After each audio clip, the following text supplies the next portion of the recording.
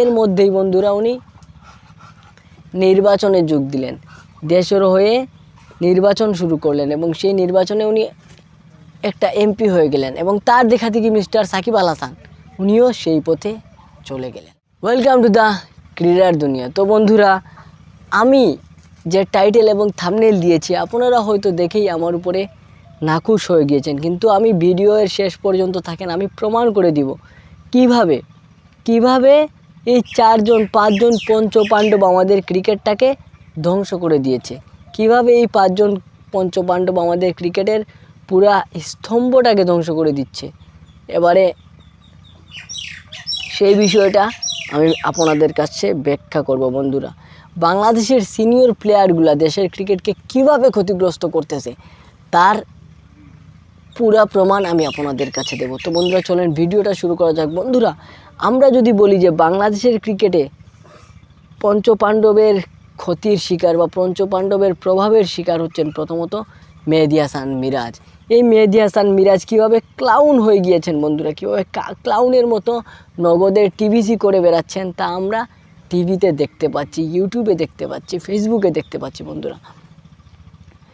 আর মিরাজ সেগুলো কেন করতেছেন, কীভাবেই রাজি হচ্ছেন, এটাই হচ্ছে প্রশ্ন। কারণ বন্ধুরা, তার 3জন বড় ভাই mister Tamim Iqbal, mister Mushfiqur Rahim, mister Mahmudullah Riyad, 3জনই কিন্তু নগদের মিথ্যা বানোয়ার টিভিসিতে যোগদান করেছে এবং সে মিস্টার মেহেদী হাসান মিরাজ সেই সব দেখে, তাদের কর্মকাণ্ড দেখেই কিন্তু উৎসাহ পাইতেছে বা উৎসাহ পাচ্ছে।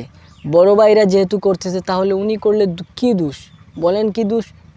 আর এরপরে আসি আরেক বড় ভাই, যিনি ওদের চাইতেও জঘন্য লেভেলের, উনি হচ্ছেন মিস্টার সাকিব আল হাসান। উনি 2 দিন পর পর কী বিজ্ঞাপন করেন, আমি আর মুখ দেখাবো না, আমি আর খেলবো না, দেশের জন্য, জাতির জন্য আরও একবার, তারপরে আরও বক্কর চক্কর অনেক কিছু কে জানে। আর এই সব ক্যাপশন দিয়ে ভাই উনি টিভিসি করে। আর যেখানে এই 4জন সিনিয়র ভাই, 4জন সিনিয়র ক্লাউনে রূপান্তরিত হয়ে গিয়েছে, সেখানে আমাদের বাকি ক্রিকেটাররা কিভাবে নিজেদেরকে নিয়ন্ত্রণ রাখবে। দেখেন, যেখানে কথা ছিল কিন্তু পুরা বাংলাদেশ ক্রিকেট জানতো, কিন্তু বাংলাদেশের নেক্সট ক্যাপ্টেন কিন্তু ছিলেন মেহেদী হাসান মিরাজ।